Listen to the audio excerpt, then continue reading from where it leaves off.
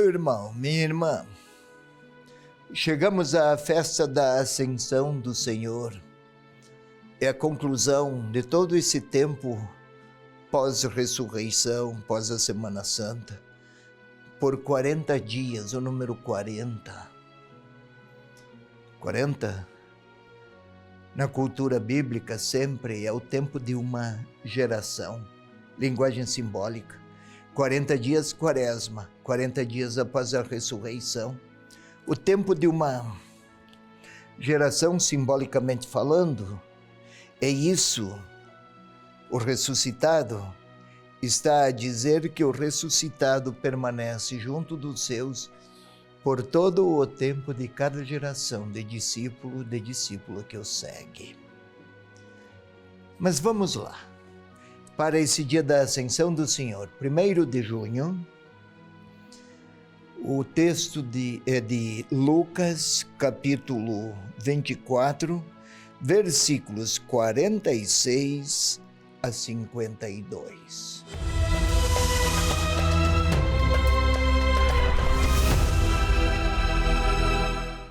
Vamos lá. São os últimos versículos do Evangelho de Lucas. Vamos à leitura primeiro. Jesus lhes disse: assim está escrito, que o Cristo devia sofrer e ressuscitar dos mortos ao 3º dia, e que em seu nome fosse proclamado o arrependimento para a remissão dos pecados a todas as nações, a começar por Jerusalém. Vós sois testemunhas disso. Eis que eu enviarei sobre vós o que o meu Pai prometeu. Por isso, permanecei na cidade até serdes revestidos da força do alto.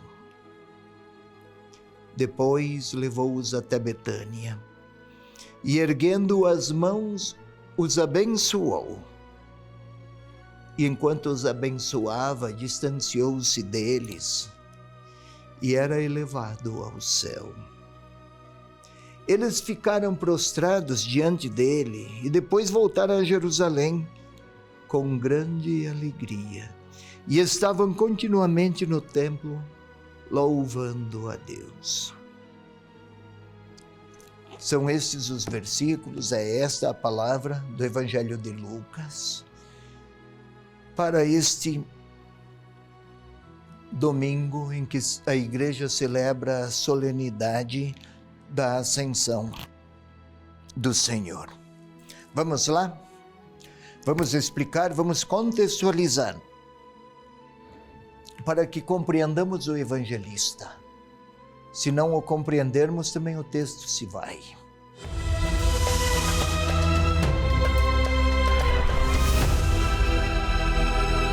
Vamos lá. Jesus estava com os seus discípulos em Jerusalém.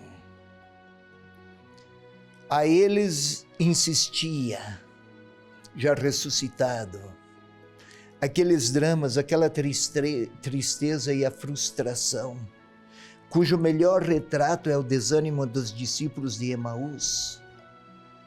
Estavam abandonando Jerusalém, afastando-se de lá. Fora imensa a desilusão. Esperávamos que fosse ele a redimir Israel. 3 dias já se passaram, nada aconteceu. Que derrota fragorosa, humilhante, vergonhosa. Até que o Senhor se revelou. E lá, acaso não era preciso que o Messias passasse por tudo isso? É a lógica de Deus em confronto com a lógica dos discípulos. Esperavam um Messias, cujos esplendores na capacidade de dominar, capacidade política ou religiosa ou militar, então qualquer linguagem do esplendor humano que se sobrepusesse e sobrepujasse o poder romano. pensavam numa glória muito humana. Mas Jesus começou a lhes dizer, está escrito, aos 12 agora, estão reunidos, que o Cristo devia sofrer e ressuscitar dos mortos ao terceiro dia. Por que devia sofrer? Quem decidiu que ele deveria passar pelo sofrimento? Que escolha trágica, masoquista, parece agradar-se com a dor. O evangelista não está a falar do sofrimento por ele mesmo. Está escrito que o Messias deveria, até mesmo diante dos seus algozes, empregar palavras e comportamentos de reconciliação, de perdão e até mesmo de silêncio, para não reagir de maneira tensa e agressiva até com seus inimigos. Lá na cruz dissera, Pai, perdoa-lhes. O sofrimento não é o gosto pela dor, mas amar de um modo tal que até o sofrimento se justifica para não condenar nem mesmo inimigos. Está escrito que o Messias deveria ter paciência até o extremo. Pois bem, e que em seu nome fosse proclamado o arrependimento para a remissão dos pecados a todas as nações. Opa! Há dois elementos decisivos. Oferecer o perdão até para quem não compreendia a bondade de Deus, revelada em Jesus Cristo. E que essa bondade, que é maior do que a morte, ele estava ressuscitado, que essa bondade, mais potente do que a potência da morte, alcançasse a todos, para que Deus nunca mais para que nunca mais de Deus a humanidade se afastasse, a não ser que queira. Mas da parte de Deus a reconciliação está oferecida até mesmo a quem eventualmente tivesse participado daquele assassinato, o de Jesus. Proclamando o arrependimento, a começar por Jerusalém.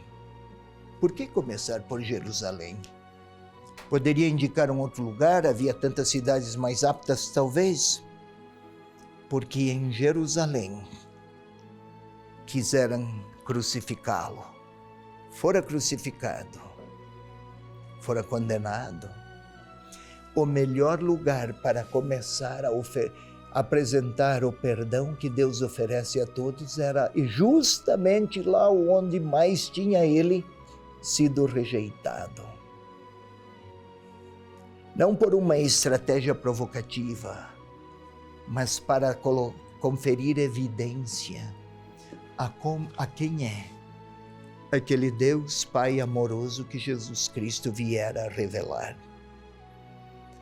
Vós sois testemunhas disso. Testemunhar. Não é apenas aquele gesto jurídico de confirmar, eu vi. Não é apenas aquela expressão institucionalizada, mas é pelo modo alegre e nobre de falar de Jesus, os interlocutores perceberiam que há uma alegria de fundo, que qualifica aqueles discípulos mais do que fazer discursos de afirmação, qualificaria aqueles discípulos a ser uma linguagem viva e vivaz, mais do que argumentos que fossem uma fonte que irradiaria a paz e a alegria. De onde vem esta alegria?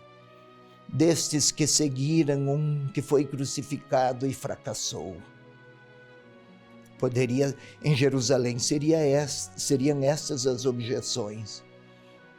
E eles estariam a se tornar retrato humano da vitória de Jesus Cristo, não sobre os maus, mas sobre o mal. E eu vos enviarei enviarei sobre vós o que meu Pai prometeu. o Espírito Santo, permanecei na cidade, até serdes revestidos da força do alto. Isto é, aqueles discípulos não anunciariam a ressurreição, o ressuscitado, e sua vitória sobre o mal, e o seu perdão sobre quem fora dominado pelo mal.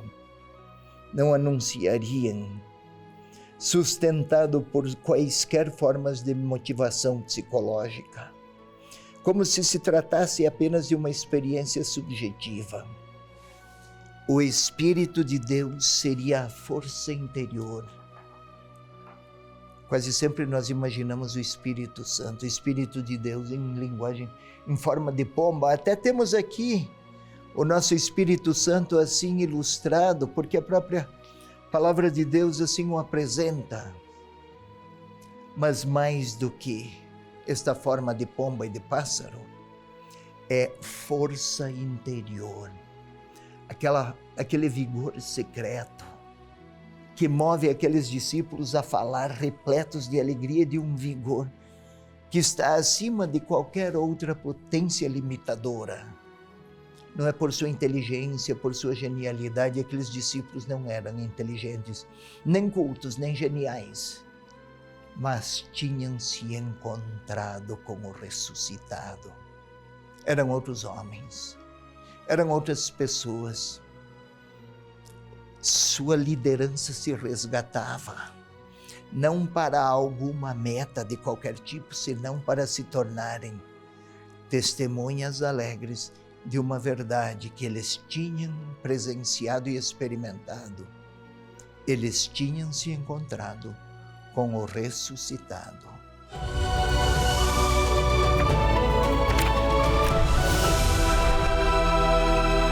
A TV Evangelizar também está no Instagram. Segue a gente por lá.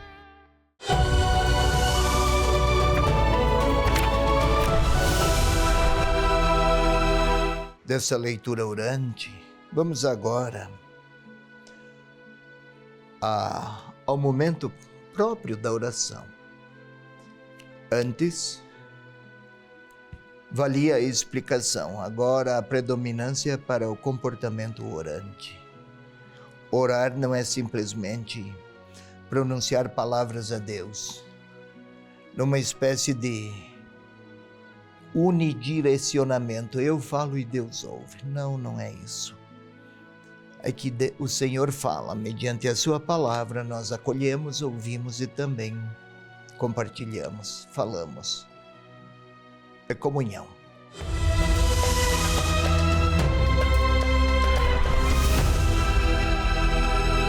O ato primeiro nessas condições e nesse propósito, o da oração, é a pacificação interior. Então, queira fechar os seus olhos, colocar-se numa posição e condição de recolhimento, de silêncio. Vamos disciplinar o próprio corpo e a respiração é preciosa para isso. Respire lentamente, uma primeira vez, uma segunda vez, como que sentindo o ar rico em oxigênio que pervade todos os alvéolos pulmonares. Vamos colocar para fora, sem nenhuma pressa. Este movimento pode parecer demasiado comezinho, mas é uma maneira de assumirmos o controle sobre a nossa própria interioridade. E agora vamos pedir que o Espírito Santo venha participar desta quietude e deste silêncio. Agora sim começamos a orar. Espírito Santo, sois o amor do Pai e do Filho, sois vida de Deus, sois o próprio Deus a habitar em nós desde o batismo. Vinde participar dessas nossas palavras, desses nossos sentimentos, dessas nossas disposições. Que possamos, sustentados por vossa força, renovar nossa confiança em Jesus Cristo, acolher a sua voz e responder à sua vontade. Glória ao Pai, ao Filho e ao Espírito Santo, como era no princípio, agora e sempre. Amém. Vamos ao segundo passo, ou melhor, o terceiro. Jesus está em Betânia, bem próximo de Jerusalém. 40 dias antes, Jesus ressuscitara. Por algumas vezes o evangelista está a nos mostrar os encontros dele, ressuscitado com eles. E agora estão num ato de despedida. Eles tiveram a mente e o coração abertos a compreender que o sentido da cruz era também promessa de vitória, vitória que os discípulos de Jesus, que os discípulos podiam herdar. Vamos tentar ver aqueles 12 ou 11. Vamos tentar observá-los ouvindo o Senhor que lhes diz: o Cristo devia sofrer e ressuscitar, e que em seu nome fosse proclamado o arrependimento e o perdão. O Senhor fora crucificado 40 dias antes, 42, 3 dias antes. Tudo se afigurava um fracasso vergonhoso. Contra ninguém ele reagiu. Tudo era paz, mesmo ante a maldade humana que o crucificou. Lá na cruz ele rezara: Pai, perdoa-lhes, não sabem o que fazem. Agora estão aqui os discípulos a vê-lo ressuscitado. Aquele perdão era tão poderoso que era incapaz de ser vencido pela maldade daqueles que o crucificavam. E agora está aí o ressuscitado a repetir-lhes a remissão dos pecados a todas as nações. Um grupo de 12, 11 pescadores, analfabetos, gente sem prestígio. Talvez se perguntassem sobre como poderiam fazer, inábeis, inaptos, sem qualquer especialização, e a começar por Jerusalém. Logo lá, eles estão talvez perplexos, talvez se entreolhem,